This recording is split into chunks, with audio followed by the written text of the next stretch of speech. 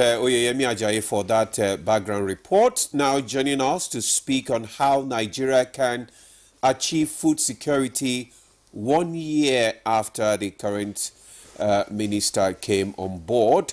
Let me introduce Dr. Aliyu Sabi Abdullahi, Honorable Minister of State for Agriculture and for Food Security. Welcome once again to Good Morning Nigeria. It's good to have you. Thank you very much. Good morning, Nigerians, and my pleasure to be here. All right. Exactly 1 year after. 1 year after. We still have 1 year. We've had it this year. Yeah, well, I mean... After appointment. Oh, 1 year after appointment. Okay. Also joining us is the President of Farmers Association of Nigeria, and also he's the President, Nigeria Agri-Business Group. Let's welcome Kabil Ibrahim. You are welcome to the program. Thank you very much. Thank you for having me. All right. Yes. All right, we have also been joined on the program by Timitokpe Adegoroye, Managing Partner at Sahel Consulting, Agriculture and Nutrition Limited.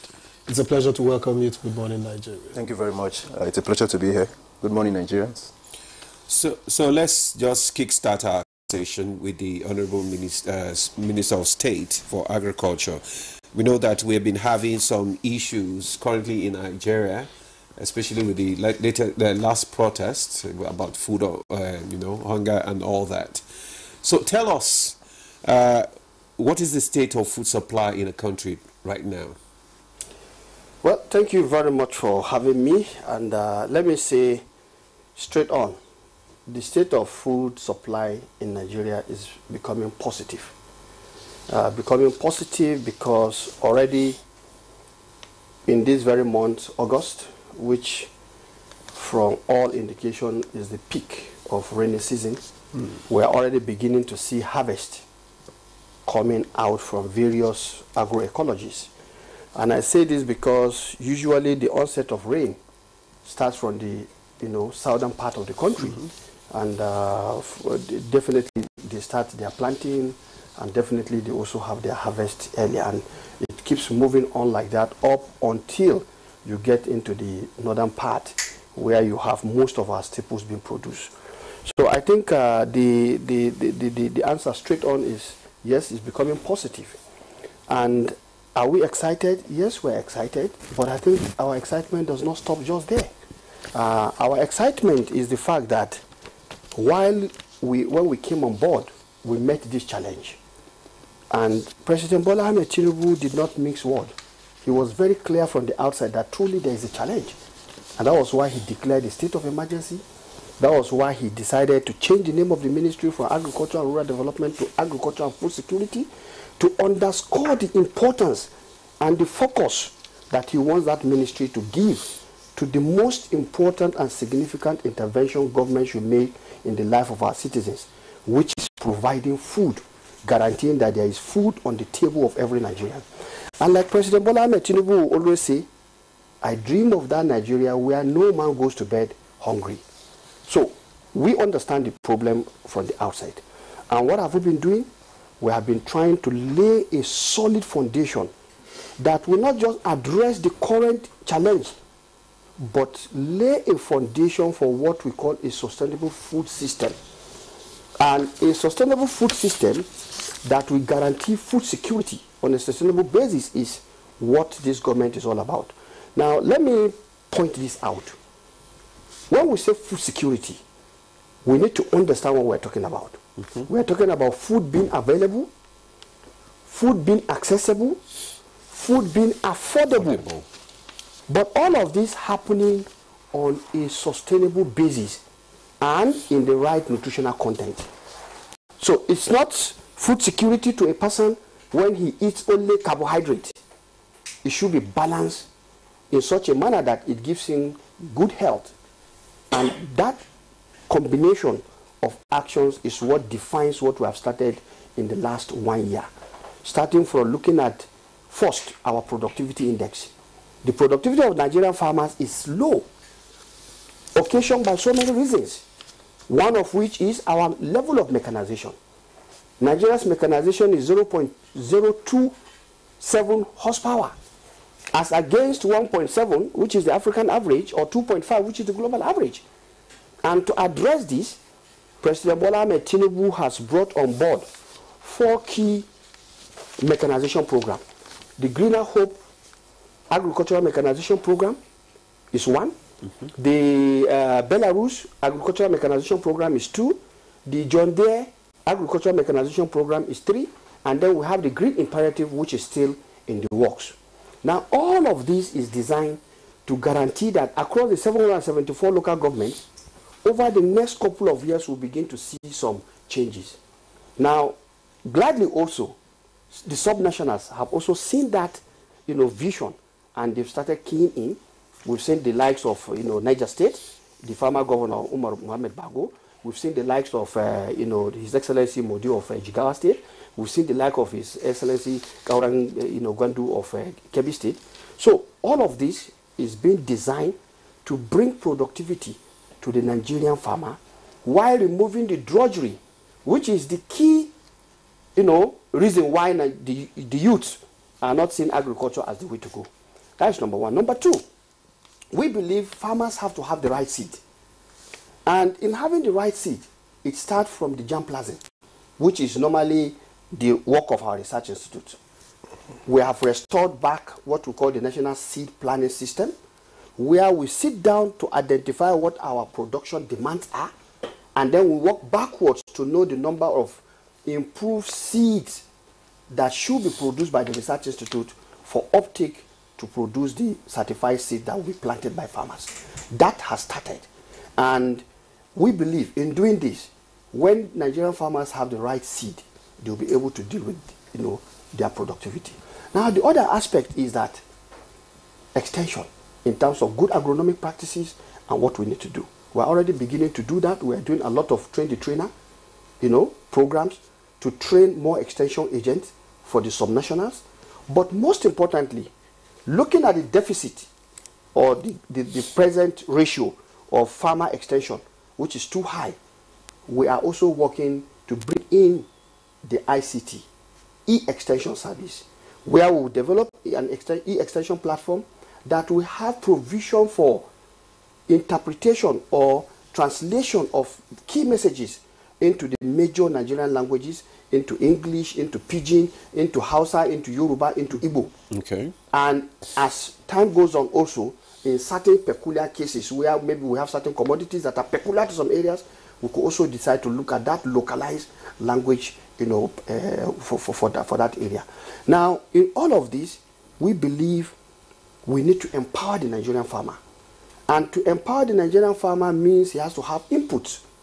And so the federal government also has, over this last 1 year, been providing a lot of inputs in terms of fertilizer, in terms of agrochemicals, pesticides, herbicides, and overall ensuring that we are working through the right farmers.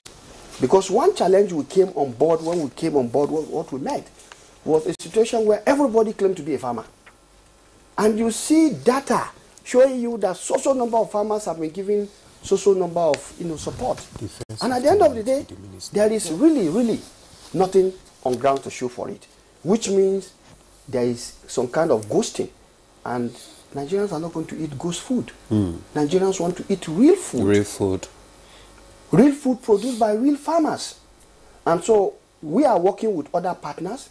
The National Bureau of Statistics, we've worked together with them over the last 1 year, where they came up with the National Agricultural Census Samples Census report, which showed that in that report, Nigeria have 42 million farm families, households that are involved in different types of agriculture, crops, livestock, fisheries, or a combination of any one of these. And on the basis of that, we are now beginning to get a proper direction as to our planning and as to what we intend to do. Now, let me say also, and I'm happy Adegoro is here, we believed when we came on board, we need to understand the stakeholders that we support the growth of the agricultural sector. So we said, where are stakeholder reports? What we had was just something wishy-wishy. And we felt, look, it's time for us to now do a very thorough stakeholder analysis and mapping. That way we understand people who are in the sector, what their needs are, those who are doing what and where they are located. One thing is, yes, every time we talk about smallholder farmers as the main thing, but statistics and studies is now confirming that there is a shift. A shift to what? Many farmers having 2 hectares, 5 hectares, 10 hectares. We are now beginning to get, inroads of people who before were not concerned with agriculture, who are investing massively in this, space called agriculture. And we don't know what they are doing and where they are. We felt that is a missed opportunity that we must bring back to the fora. Now, in doing all of this resonates with the kind of visioning of President Bola Ahmed Tinubu, who believes that, yes, if you solve a problem, you should also provide a sustainable system that will not allow you to reverse back to the problem that you have just solved. And so we believe with the stakeholder analysis, when concluded, we will know exactly who is doing what and where. Now, when you juxtapose that with the National Agricultural Sample Census report that tells us we have 42 farm families, you can imagine in terms of targeting of our agricultural programs, we are now going to have better clarity, and we are going to introduce efficiency in terms of resource use and allocation.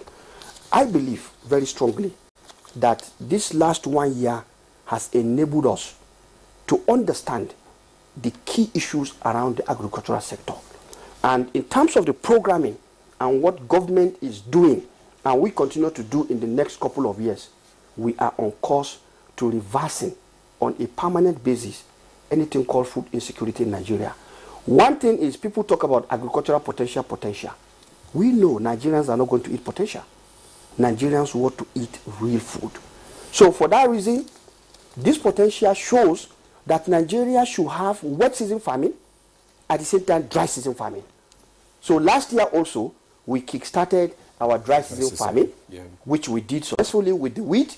For the first time, Nigeria produced wheat in quantities we've never produced before. And many people now saw the opportunity, and we're having interested investors now who want to take advantage over the next dry season, which is coming. That is 2024-2025 dry season. And as we speak, we are already putting in place measures that will enable us to maximize what we can achieve. For example, water resources that have the irrigation dams and whatnot. We have established the Agriculture Water Resources Joint Action for Food Security Committee. Okay. And they are already working. In fact, the technical committee, I think, should be providing a report to us either today or tomorrow. We are beginning to now understand that we can maximize. If we can have, for example, 1 million hectare under dry season farming, you can imagine what that would be. It means whatever we are able to harvest from this rainy season, taking us into the dry season, by the time the dry season food start coming out, the lean period which brought about this and exacerbated this so-called hunger issue, next cycle you will not see it again. All right. How do you intend to do that? Because of the lean period you talked about. Yeah. We have this issue of storage challenge. Yes. Have you been able to solve that? In terms of storage, I want you to know that there is a system, and we have already started engaging all parties. For example, the post-harvest issue is a major challenge. Yeah. And we have already instituted some framework that will enable us to begin to address that. So this year, we had what we call Post-Harvest Connect, which brought all people interested in the value chain called post-harvest. And we have had a serious discussion, and there are plans that have been put in place, responsibility allocated, and that is in the works. But most importantly, our strategic food reserve is also there, while the states are supposed to have what they call the buffer stock. And many of the state governments have taken this very seriously based on our engagement with them. You will recall, for the first time, almost more than 22 governors have had engagement with us directly in terms of how we are going to work together in the interest of our collective food security. So a lot is happening, and I'm sure in the course of this program, will be opportune to tell more. Okay. All right. Because there's still more to see. Thank you, Senator Sabi Abdullahi. You've said a lot, and indeed, on the basis of what you have said, the government is doing a lot. But even by your own admission, people don't want to see that a lot is being done. They want to see the results on the ground. Yeah. And so that's why I'm asking, what has, for instance, you said it's a 0.02 horsepower mechanization that we are at.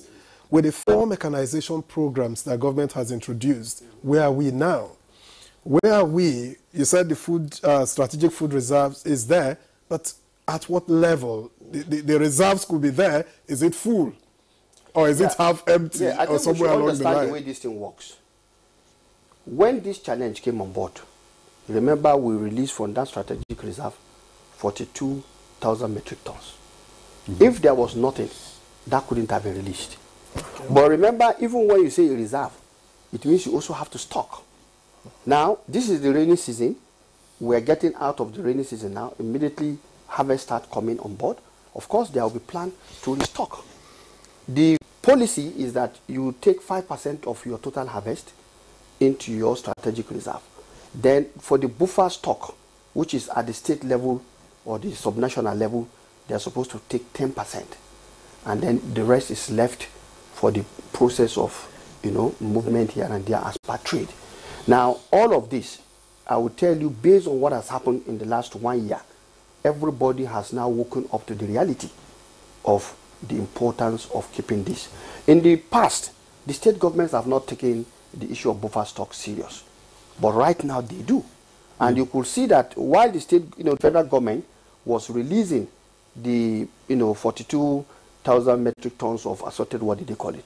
Various state governments also were combining that particular, supply with their own and making it available to their citizens. And different states have different programs. So this is ongoing. And what I want to say is that in terms of result, like you are saying, definitely in the last 1 month, certain food prices, like, for example, you take Irish potato, it was going for about 180,000, and today it has crashed below 40,000. That tells you that the production is on. And you see, we don't want to come here and see what we don't know. As we speak, our experts are in the field doing what we call the wet season survey for us to have an indication of the level of production that has gone on in the country. Because some people will tell you, no, people are not farming. No, people are farming. People have gone back to farm. When we came on board, we said, look, we have to go back to farm. We have said it even on this platform. And a number of Nigerians have answered that call. I'm from Niger State. And if I'm traveling, I travel over 8 hours on the road. And from here to New Busa, which is my hometown, I have seen on both right and left side of the road as I was traveling, areas where nobody was cropping before are now being cropped. And if you put that side by side with the massive, program of Niger State government that is currently ongoing, then you can imagine what is happening. In fact, if you recall, when former Governor Bago was distributing, his, what did they call it, as a result of the response to this crisis, he said the last year dry season farming, the stock is where he took to make available to Nigerites. So, and if you also look at it, state governments that do not have the capacity are now working with other state governments. There's what we call Produce for Lagos, because Lagos State remain the #1 largest consumption, site for most food items. And the Lake Rise project between Lagos State and Kebbi State is there as an example to show that yes, we are not just interested, because what normally leads to wastage is when there is no market. And Niger State also has the same arrangement, MOU, signed with the Lagos State government on Produce for Lagos. So there are a lot of things happening. And I agree, and we admit that we met a crisis. That crisis will not just come like a Midas touch. You can't solve it like a Midas touch, just touching one program and then it's gone. But what we are here to say is that just like President Bola Ahmed Tinubu has promised Nigerians, he said renewed hope is here. And we can say gladly that based on things we have put on ground, truly that renewed hope is here. And Nigerians in no distant time will begin to see an easing of most of these issues. Rightly, anytime we have pressure on our economy, as far as Nigeria is concerned, even when we entered recession in 2016 and then later in 2018 or thereabout, I was in the Senate. I recall the debate we had.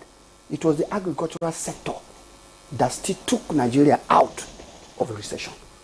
So we have that opportunity, and the president understands this, and we are doing everything we can to make sure that that God-given opportunity is made very good use of, so that Nigerians will see the ease. Agriculture is the way to go. Agriculture is the next wealth creation site, and a number of youths are taking advantage. In fact, one thing came to my mind. The youths organized themselves and saw an opportunity in bee keeping, the apiculture, that they realized it's a multi-billion industry globally, and Nigeria has tremendous opportunity. And they organized themselves. They are the ones celebrating the World Apiculture Day, or World Bee Day as it is. And you know, bees are very important for what? The crop production. They are the ones that do the pollination. Yeah. Without bee, your crop will not be pollinated. So you can see there are a lot of things happening side by side, just like I had in the report that you just played for us before we began. Sustainable agriculture, regenerative agriculture, they are all things that are packaged, and it's a combination of so many things that have to happen consistently. Now, overall, before now, people say no political will, and I'm happy the farmers associations are here.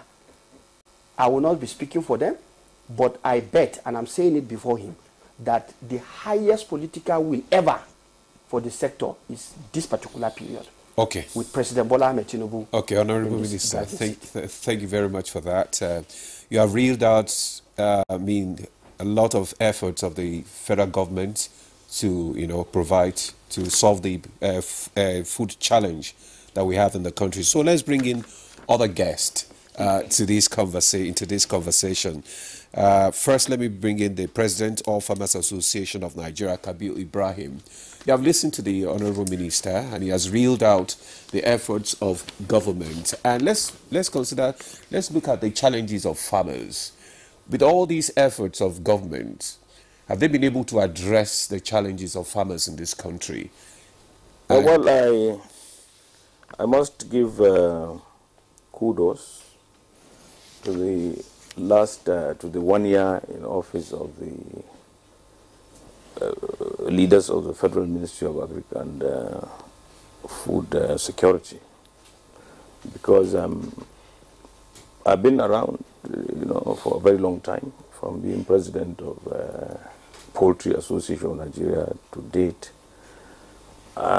Now, the farmers are actually carried along, because in almost all the issues the Honorable Minister reeled out, we have taken part in meetings and we have got proper briefings, and we know that there is work in progress, and a lot of things, a lot of mileage has been covered in so many of the areas that he mentioned, and especially we had been saying that the subnationals must key into the federal plans for Nigeria to be food secure.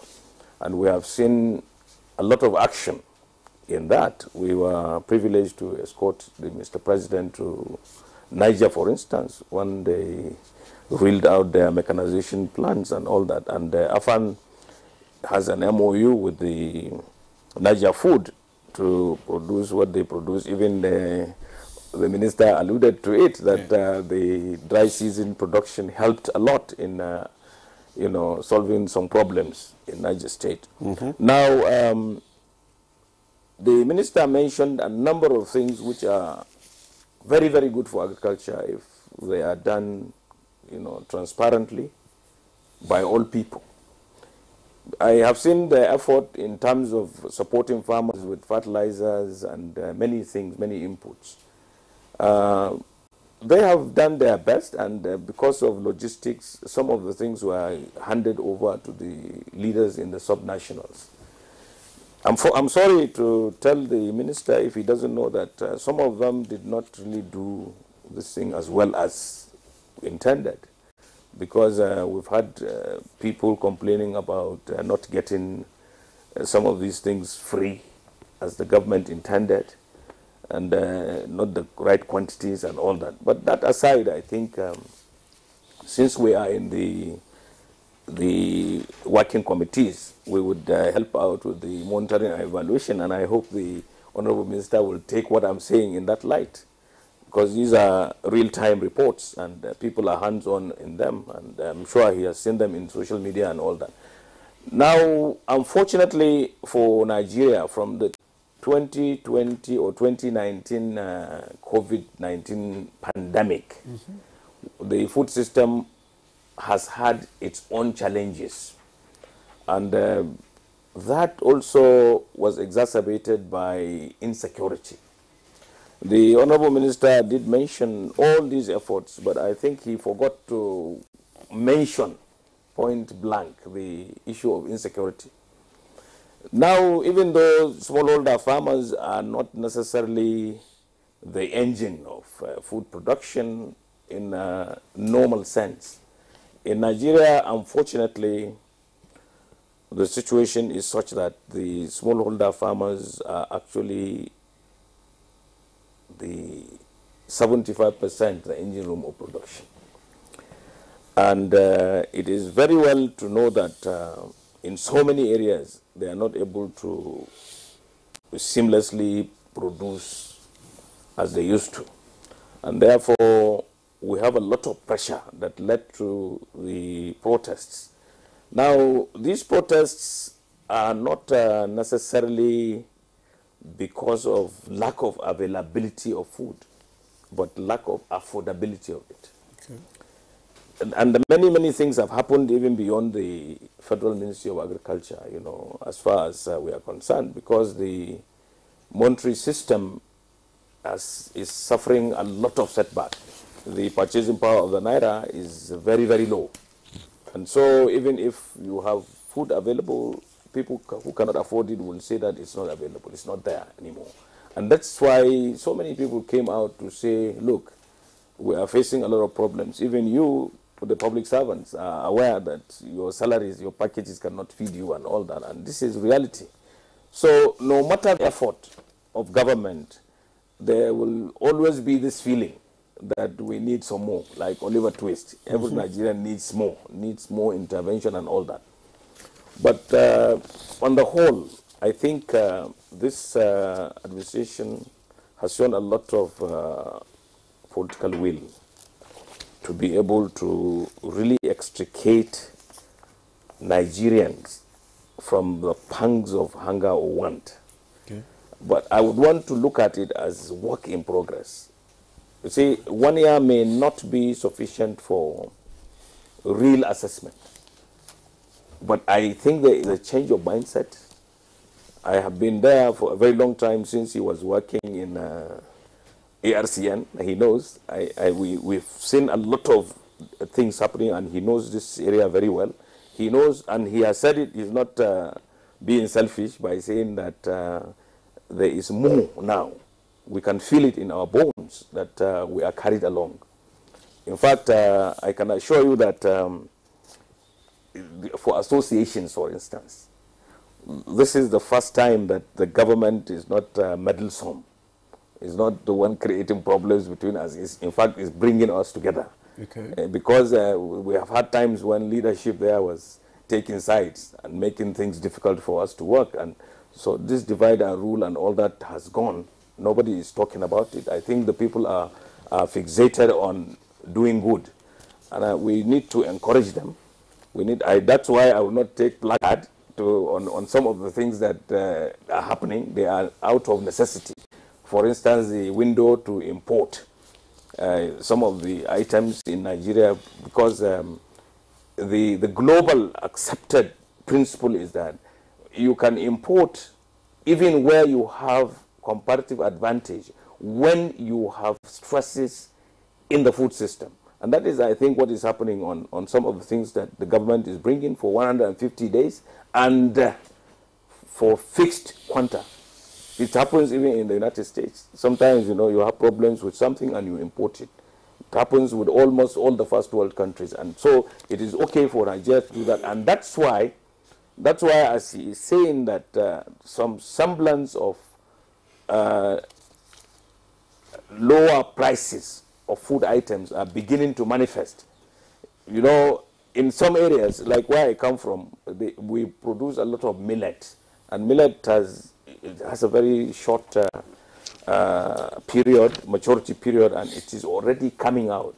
And then there is maize. There is early maize. Those who are from the southwest and all that will know that, and even in the north, yes. So you see it now. They are roasting maize and all that around, and some of it, even though not dry enough for feed, for animal feed and all that, it is good enough for food, for consumption.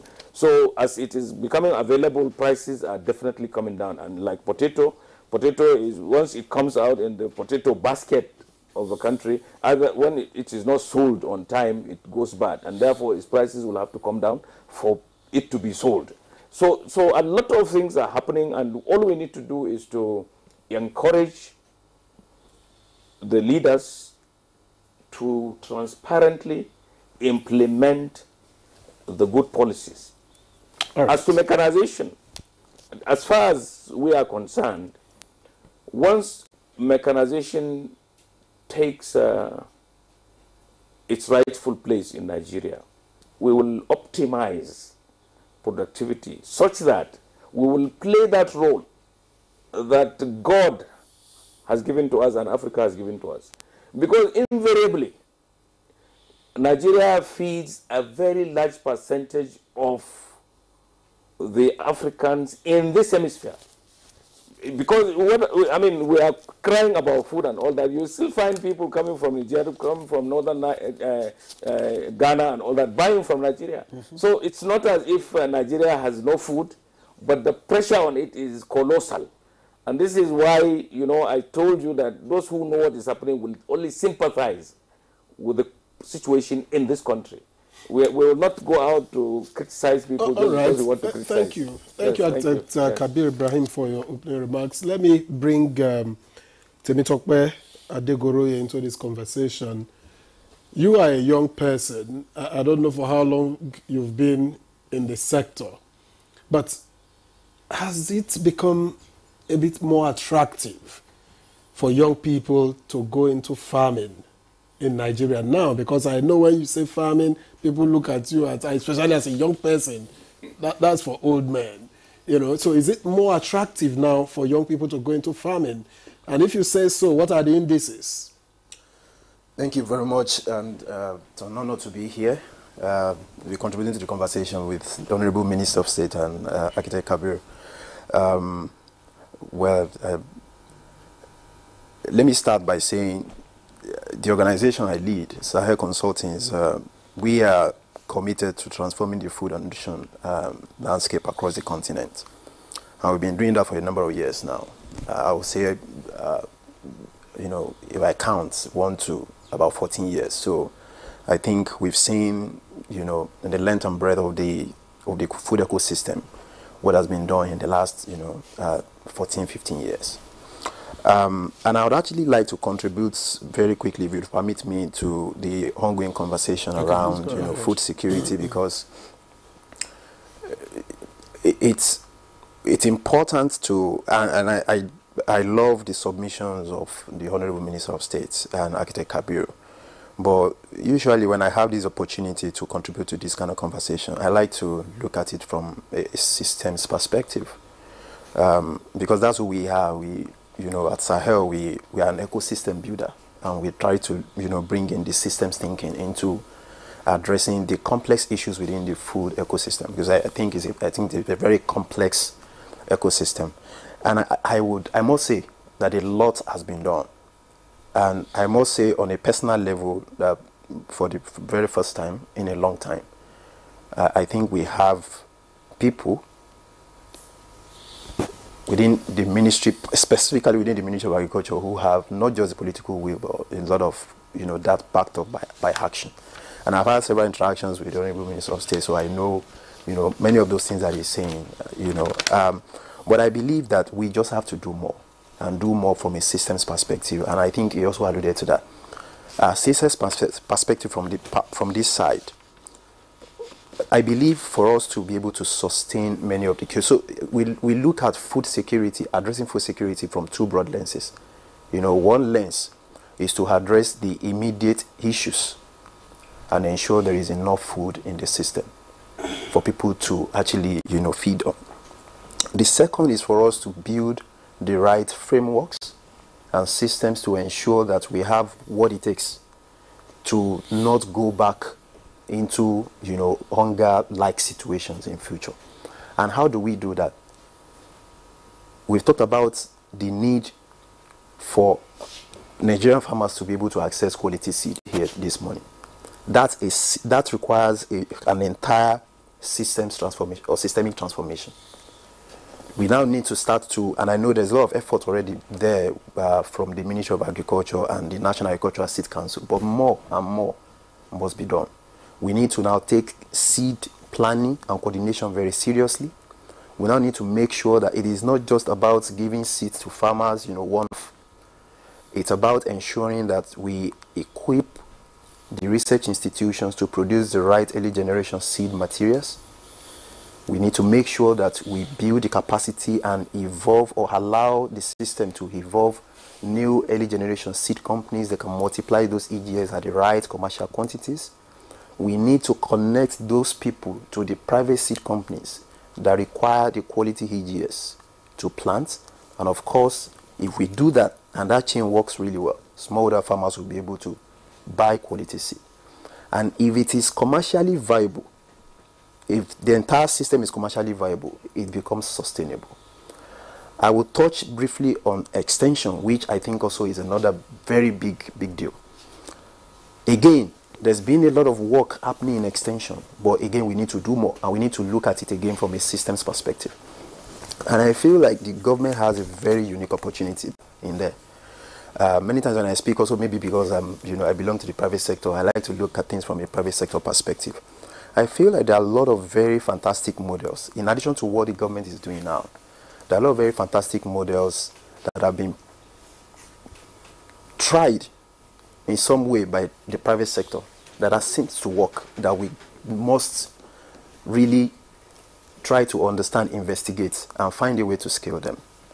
I think we need to get to a point, and this is also linked to the question you asked me about, the involvement of youth. We need to get to a point with agricultural extension where we start to think about, or we start to see agricultural extension workers as, what we call nowadays, farmer business associates.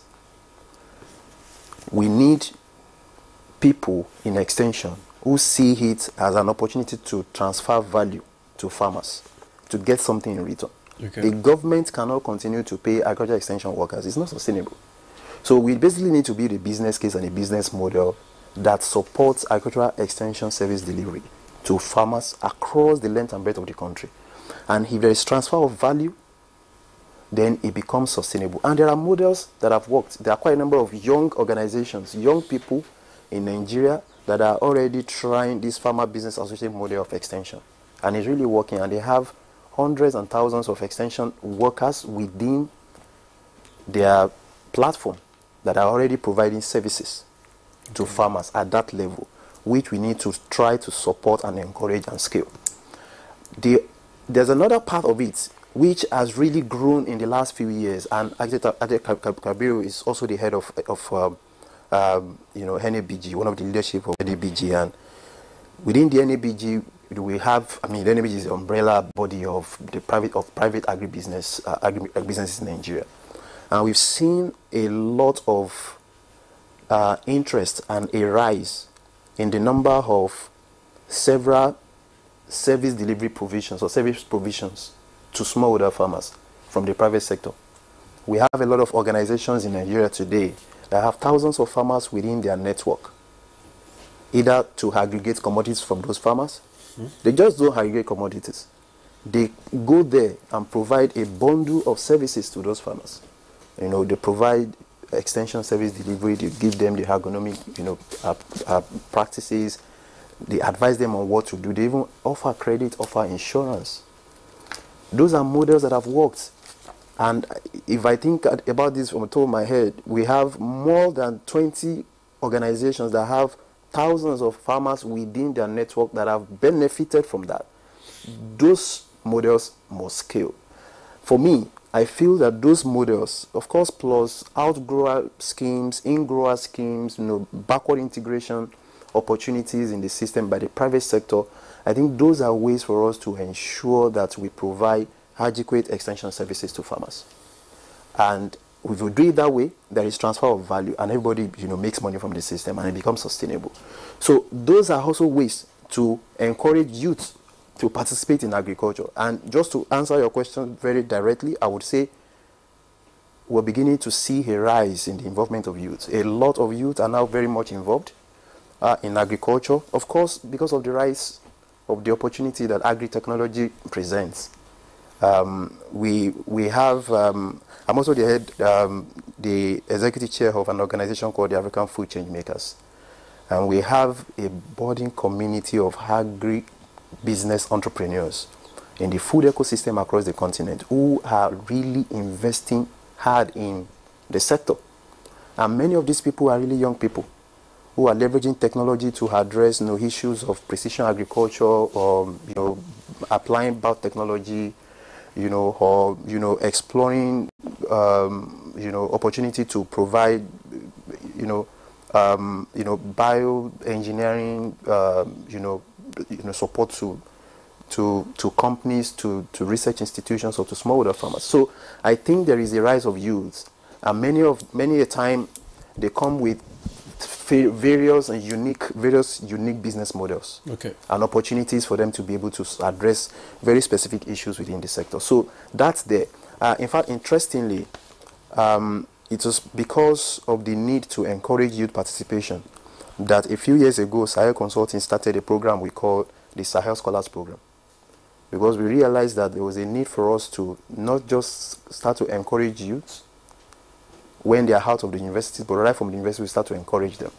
And many of us are products of universities of agriculture, so we understand the level. Is this in collaboration with the government, or you're just doing it on your own? Well, so we started this on our own, but now we're beginning to collaborate with government. In fact, the last Sahel Scholars Conference, the Minister for Youth Development was part of the program. Okay. We had a lot of conversation. How far do you think we are from the level of mechanization that is required to truly guarantee food sufficiency?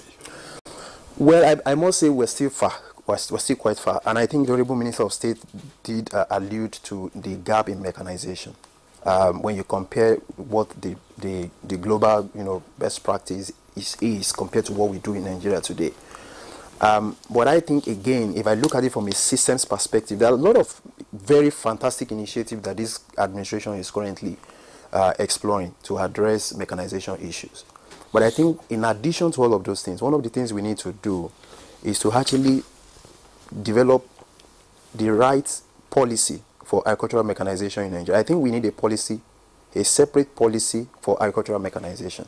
I conducted some research a few years back around agricultural mechanization and, you know, what's happening within the local agricultural, agro-allied, you know, equipment fabrication, you know, sector in Nigeria. And some of the results I found were quite mind-blowing. That we have fabricators in Nigeria who probably only require a few, you know, skills here and there to be able to perfect their trade, but they do not have access to those skills. And maybe what they just need is a place where they could actually have shared access to resources, like maybe laser cutting machine, you know, a place where we could actually find a way to have conversations with TCN and, you know, the electricity suppliers to say, just give them electricity here in this industrial hall. They fabricate equipment there. But many of them will tell you, you know, Temi, I just need to know if I'm going to have access to electricity for 6 hours or 4 hours or 5 hours, and I can plan my business Because there are certain things, there are certain methods they call, there are certain equipment they use that they can't even use it, powering it without, you know, the grid, the national grid. So I feel there's a big opportunity there for us if we unlock the potential within that particular subsector.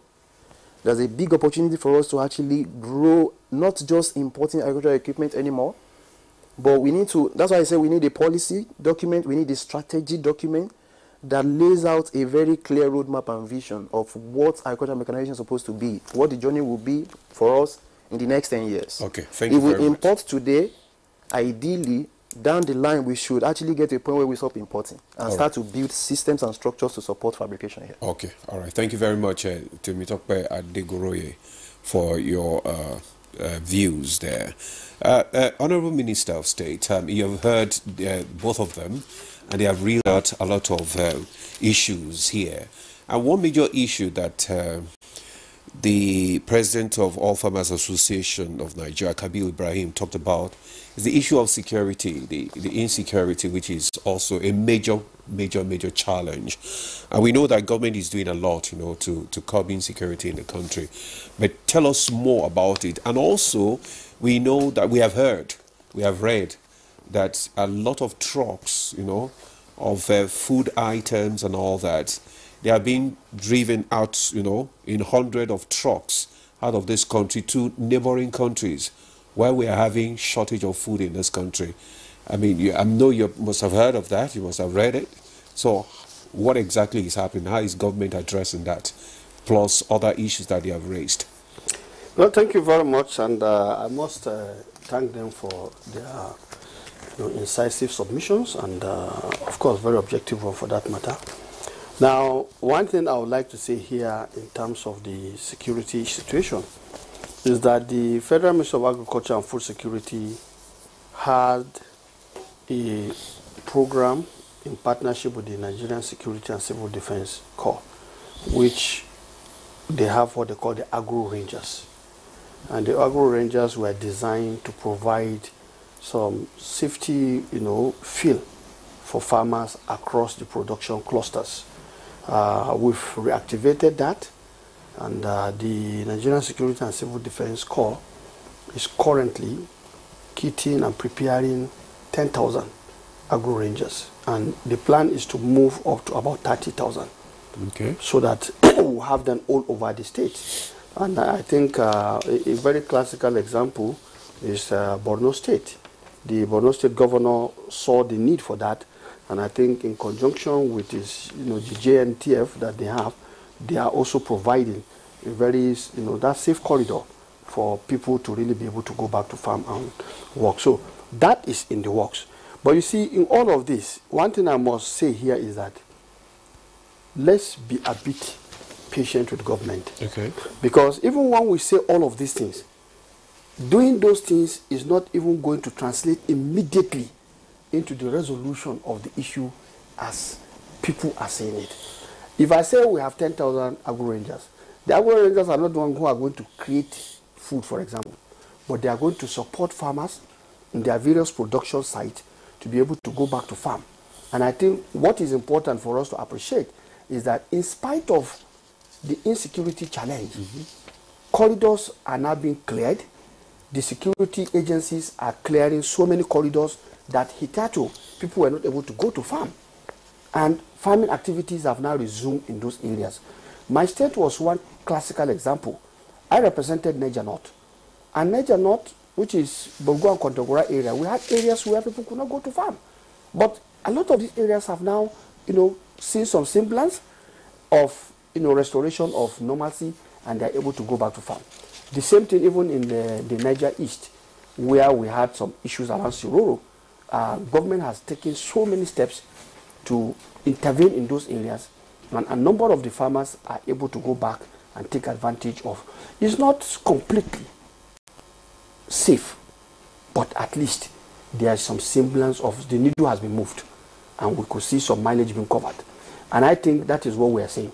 And that's why the point he has raised, Temitope raised with respect to system. In my total submission, I was looking at the complete package of things that constitute that system. And that's why I said we are looking at transforming our food system. If you don't transform your food system, it's a system. For example, you produce. How do you evacuate from areas of high production to the areas of needs at low price? Those are all issues that have been looked at. And I think that's why the AFAN president said there are some things that are beyond what we are doing. But because of the whole of government approach, which President Bola Ahmed Tinubu has so, instituted, there are a lot of areas where there are handshakes now within the confines of what we are doing. And the Minister of Finance, who is the coordinating Minister of the Economy, is also taking a look at all of these areas. When we speak and indicate areas where there are challenges, because he's coordinating the economy, he's able to now see where there are gaps, and if those gaps have to do with funding, they are now able to move in and to deal with those issues.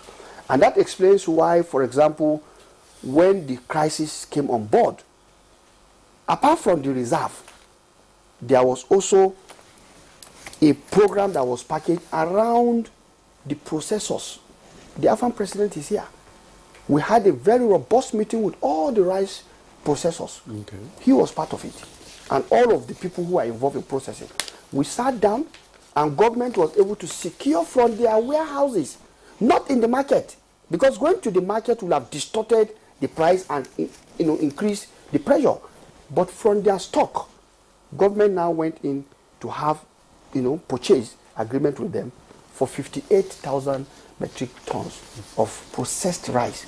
That is the one you had being talked about, taking it to the market and selling at a reduced price. So you can see we are looking at all of these things from that system perspective that you have said. Because it's one thing. And all these government interventions, are they being monitored? Because most times, yes, they are being monitored. To ensure that the... Yeah, they are being monitored. Okay. They are being monitored. You see, one thing we should understand is that different states have different pressures and demands.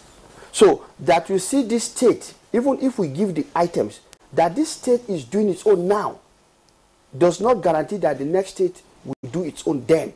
Because everybody is looking at its own peculiarity and trying to solve it as a case-by-case basis. But one thing is certain, different states have started working on that. And of course, the media reports about states that have already done their own is all out there in the media. Now, in terms of monitor evaluation, of course, there are committees that are working on it.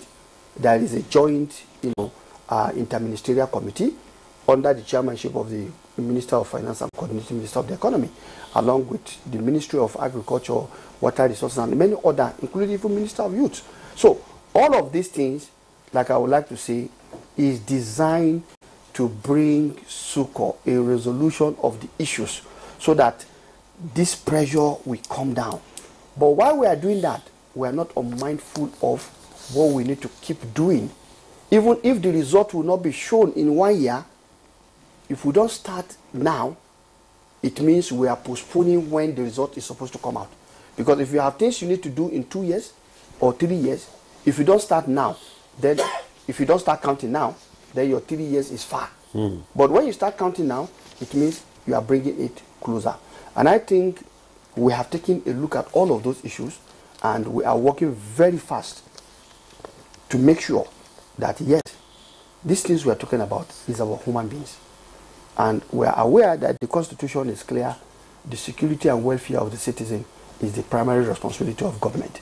And we also believe that one person cannot do it. From the submission of Temitope, you could now understand why we said we want to do stakeholder mapping and analysis. Some of the points he has raised, without a thorough stakeholder analysis and mapping, you will not know those things are there. Now, if you know they are there from even what he has said here, then it means you cannot begin to do programming around the support you need to provide to these categories of people so that you remove their pain points. Now, side by side also this year, we have another project that we said is going to look at the ease of doing agri-business in Nigeria. Because agri-business is different from the regular business. The risks involved in agriculture are different. Just yesterday, the National Agricultural Growth Scheme Agro Pocket Project we have, which is a policy support program of the African Development Bank that is designed to help us ramp up our production of staple foods, of wheat, rice, maize, cassava. Just yesterday, we had a workshop looking at risk management in support of farmers, that is the insurance issue. Because when the whole program was packaged, insurance was not captured. Now what that means is that farmers are left to their fate. And farmers have received so many shocks. From climate change shocks to so many other things. Honorable Minister, I'll pause you there because my director is calling that we should go for a break. When we come back, we'll continue from where we stop. We take a break now. The conversation continues. Stay with us. Did you know that President Bola Tinubu has approved the suspension of import duties and tariffs on rice, maize and other essential food items for the next 5 years? The President has also approved the suspension of import duties on pharmaceutical raw materials and equipment. This will help bring down the prices of food and drugs across the country. All hands are on deck to ensure that things get better for all Nigerians. This is the renewed hope. Meet lovebirds Jayola and Adama Davies. Their dream of living together as man and wife has finally been fulfilled. The latest couple in town, Mr. and Mrs. Giant Davis! But an invasion by their troublesome families was not a scenario they bargained for. Her mother moves in. His mother shows up with his little niece. Then her younger sister joins the scramble. You want to stay? Married life suddenly becomes very complicated even before it started. Follow their story on this channel as they confront every challenge as it comes. Family forever, the story of our lives.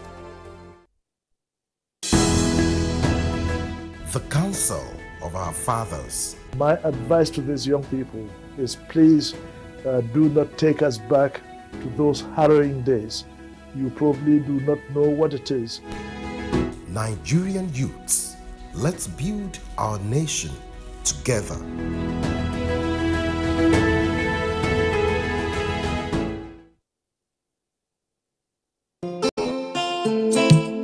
We must all join hands to work hard so that we build a country for our grandchildren.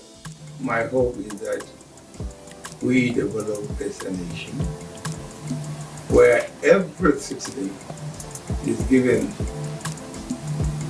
his due right. There is transparency, honesty, and integrity. Put the interests of this country first and foremost. Interest of Nigeria is being one nation, one people. The need, if I mean, to put things right, things that have gone wrong before, to try and put right, for the love of country.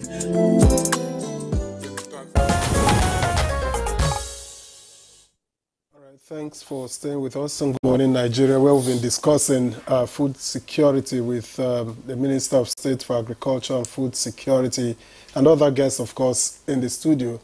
Now, Honorable Minister, you launched us into insurance just before we went on that break. You may want to round off your thoughts in the next few minutes and perhaps tell us also how you intend to tackle the issues of the impact of climate change, for instance, on food productivity. Well, thank you once again. Like I said, just yesterday, we had a workshop to look at the issue of insurance. And the workshop is actually a sensitization. All our the Federal Ministry of Agriculture has state coordinators. So it's a train-the-trainer, and the state coordinators are supposed to go back there. We have various programs who will now take the message of the need for insurance. And of course, in that, the AFAN was represented by their vice president. All the stakeholders are there. one thing I would say is that we realize as a ministry, we cannot do this work alone. So we believe in collaboration, partnership, and working together. That is within the confines of the Renewed Hope agenda. And that's why the president in his Renewed Hope agenda has inclusivity as one of the key agenda, which means whatever you are doing, anybody that has one or two or three things to contribute in adding value, you must bring those people on board. And I think so far in the ministry, we are taking that very seriously. In fact, part of our critical success factor is the fact that we must bring inclusivity as a continuous activity that we must do. So within this context, for the insurance, we are providing, the first support within the context of the National Agricultural Growth Scheme project, which a lot of our farmers are being onboarded, so that as they go into this production, they'll be able to have some succor. Now, you recall that there was, the, what did they call it, ginger blight disease in Kaduna State. The few farmers who had insurance policy with Nigerian Agricultural Insurance Corporation were able to see the value. But remember also the ministry had to step in by providing 1.5 billion from the National Agricultural Development Fund to support farmers who will now have to move away from ginger production to other crops to allow a resolution of the fungal disease that affected the ginger farming. So we are taking all of these things seriously, and you talked about the the issue of climate change.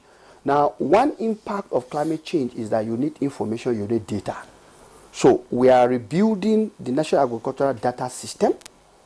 Currently, there is effort in collaboration with the Central Delivery Unit, headed by Hajia Hadiza Bala Usman, to take a look at how to bring everybody on board, so that at the end of the day, in terms of what information needs to be made available, will be made available. And remember also that the Ministry of Water Resources, just first quarter of this year, actually released a report telling us the number of states and local government that are going to be in flood risk.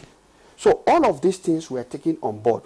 But beyond that also, we know the productivity of every farmer is tied down to the soil. Okay. So one of the programs we have introduced this year is what we call the National Farmer Soil Health Card Scheme, which will help farmers to have insight into what the health of their soil is in terms of their farms, so that when they come to production, they will know what kind of mineralization in terms of fertilizer, in terms of micronutrients they are supposed to have, and even in terms of the agro chemicals that they are supposed to apply. Because there are, what do they call it, chemicals they use when they want to plant. It's a function of what that soil dictates. So all of these things are measures we are putting in place. We are hoping before the end of this year, the pilot is ongoing.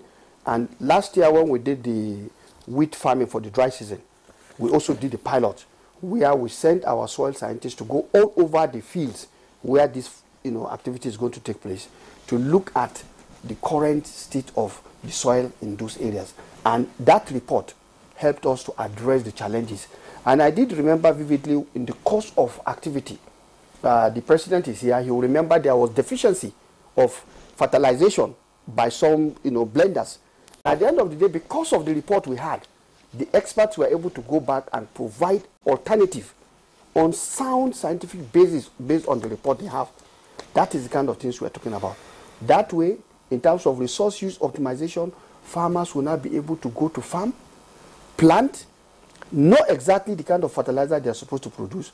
Then our fertilizer blenders will no longer be providing a basic fertilizer blend. They will be having blends that are targeting specific soil types and specific needs of farmers. So all of these things, I want to say, in the long run, represent the renewed hope of President Bola Ahmed Tinubu. Now, like you said, people want to see a resolution of the issue now. But that resolution of the issue, while we are beginning to see some good, outcome, it is not going to be a flash in the pan. It's going to be a continuous resolution until we get to that stage where every Nigerian will feel a comfortable level in terms of food security needs. That is what we are working for. A continuous resolution until so we get right now, rainy promised season land. is on, but then I will tell you we are already planning for the dry season. Okay.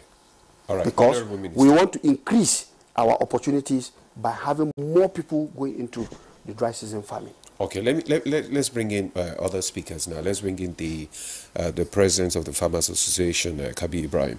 Now, what are the immediate needs of farmers right now, and is government actually addressing those needs? Well, I told you from the beginning that the government, whatever is happening around is work in progress. Certainly, you know, many things are required to make the farmer scale up their productivity, which will in turn make food sufficient, and then we will get to food security. There are many laudable efforts that are being made. Fertilizers are going to farmers in some quantities that are free of charge. A lot of work is going on actually finding soil-specific and crop-specific fertilizers, so that the farmers will spend less. Instead of buying generic fertilizers, we would buy such fertilizers that will be useful for such crops. And therefore, we will spend less in production and therefore sell to you for a lot less. Because what goes in has to be recouped for us to be able to sell and be able to go back to plant again. Now, basically, what should happen in the nation is that whoever is producing should be incentivized to produce more, to satisfy the nation, and to be able to export and to earn foreign exchange into that nation. And this is what the countries that have made good strides in economy have been doing. Okay. If you look at a small country like the Netherlands, very small country, maybe not as big as Kano, and the population is 17 million. Farmers are 55,000, and the income from agriculture is in excess of $300 billion, and which is only second to that of the United States. They are doing agriculture all year round. The minister has said you do rain-fed and do dry, but we are saying we should do year round. We should also, and the effort is being made to do what I just mentioned, that you should have crop-specific fertilizers and soil-specific fertilizers, and you should have healthy soil. Because this is sine qua non to productivity. A seed is also good. The soil on which it is planted must be good. And the practice that is being deployed must be good. And then you must be able to move it around from place of production to place of use. You must be able also to incentivize the producer to get good market. And this is where we are coming from, you know, from agribusiness. You don't just do agriculture for subsistence and expect it to take you anywhere. You must be able to treat it as a business, and that is why we are privileged to look at it from the two perspectives, from the business end and from the productivity end, which is a very unique opportunity, and that's why we are working together with the government, collaborating, and we're creating partnerships, and we're talking to experts who will guide our farmers and all that. And insurance is very key. We have been telling our farmers that you should not just take insurance because you want to get a loan. You should take insurance like a precondition for agricultural productivity, because there are so many things debilitating against success. What is known as climate change is there. You have droughts, you have floodings. People should not run away. I mean, run to government for money because they have suffered flooding.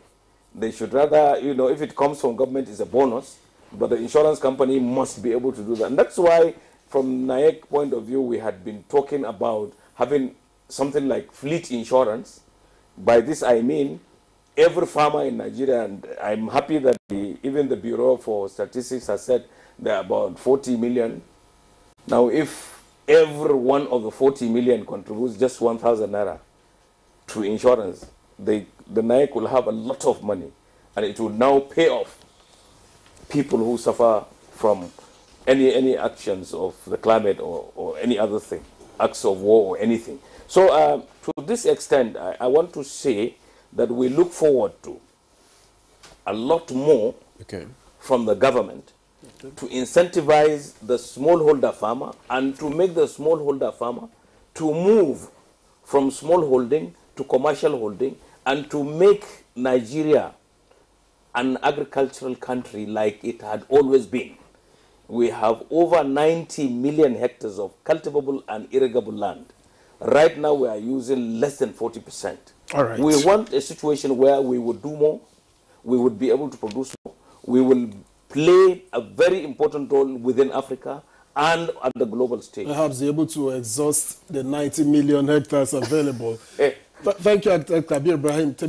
We are running out of time, so let's make it quick. 1 year down, what should be the priorities, in your opinion, of the Ministry of Agriculture and Food Security going forward? It's a tough question, but I will try to do justice to it. And I said it's tough because I think in 1 year, a lot has been done. I mean, we've listened to the Honorable Minister of State, and we've heard many of the laudable programs and initiatives of the government, and not just the initiatives, but the actions and the steps, they are taking in the right direction. And I honestly think they are all, steps in the right direction. And just as Architect Kabir said, that it's all in progress. From where I see it, personally as a critical stakeholder and someone who is managing one of the, I would say, leading important organizations in this landscape, some critical priorities must be considered in addition to what the government is still doing, and we are working together in that. Number one, I talked about the need to think through very creatively what the agricultural mechanization roadmap for the country is going to be. I think for a systems thinking long-term perspective, we need to figure out what that is, what that looks like.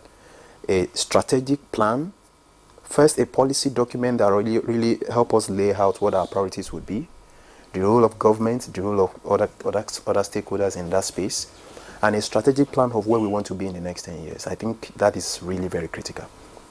Number two, I want to echo Architect Kabir by saying that in the end, what is important to guarantee that we have enough food? It doesn't matter whether neighboring countries are coming to get food from us. Honestly, I feel it's a plus on our side. All we need to do is to increase and produce more. I mean, when we look at the size of Nigeria and the size of many of the countries around us, I mean, we can feed them. Because I believe we can feed many, many countries in Africa. We just need to increase our productivity. Now, there are some very specific steps that must be taken to be able to increase productivity. Number one, we need to fix issues in the seed sector. There are a lot of initiatives currently happening. We have the National Agricultural Seed Council under several initiatives now, increasing the number of seed inspectors to ensure that we reduce the issues around the use of poor quality seeds. Of course, we need to ensure we perfect the coordination and planning of the seed system more to ensure that we have a very clear pathway and a link between research, early generation seed supply, as well as improved seeds, certified seeds to farmers. Okay. We need very specific incentives that unlocks opportunities for smallholder farmers, as well as, and I call them the lifeblood of the food system, the smallholder farmers and the SMEs, the food entrepreneurs.